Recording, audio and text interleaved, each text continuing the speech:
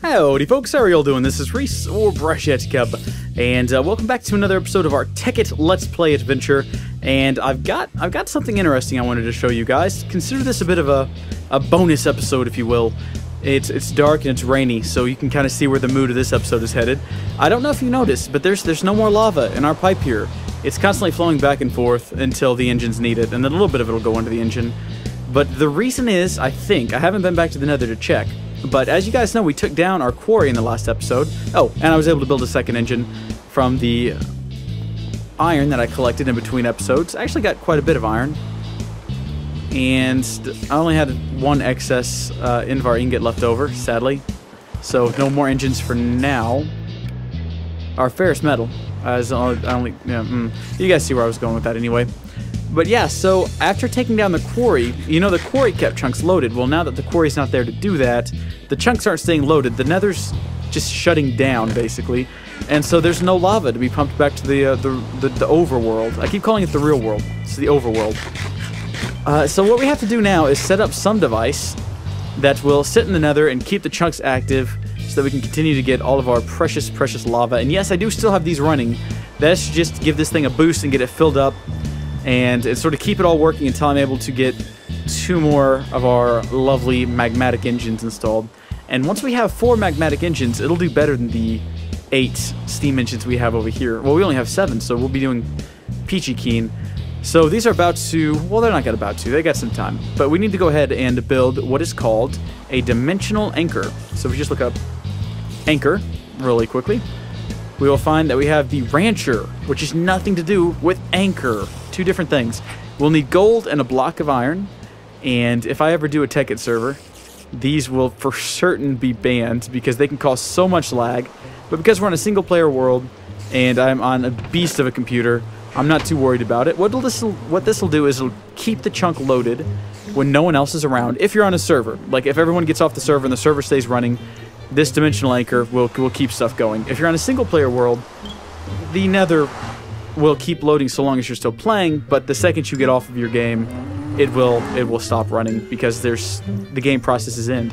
I have to say that because people ask me questions like, if I use this in single player, when I get off of Minecraft, they'll keep working, right?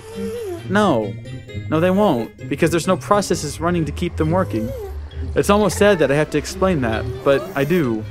So, if you've asked that in the past, don't feel bad about it. I understand the confusion, but yeah, just throw down our dimensional anchor here, and you'll see it's keeping a 1x1 area, a 1x1 chunk loaded, and that's fine by me. We need to make sure that those items are actually in the chunk. I believe F9 will open up a grid. Okay, so this is the chunk, and these are actually just outside of it. So what we're going to do is break this real fast. We're going to throw it down right in the fray here. Let's put it right there. And then we're going to double tap F9 to sort of reload. There we go. I had to type it quite a few times. Now when we reactivate, yeah, there we go. It'll show the updated chunk that it's using here. And you'll see that, yes, this is just barely within the chunk. Everything is loaded, so that's good. That's great. That's fantastic. You can, of course, expand the chunk if you can't get it just right. You can toggle around to see different views of what's going on. If you're so inclined, you can do that. Another cool button is if you hit, I think it's F8. Nope, it's F7. F7 will show you where monsters can spawn. It'll put little X's on the ground saying monsters can spawn here. That's a cool one I found the other day that I don't think I've mentioned before. But yeah, if we hop back into the overworld, we'll see that I have a potential to have monsters spawn down here. What? I'll have to fix that. Let's see if I move this torch over and if that'll help. Helped a little bit.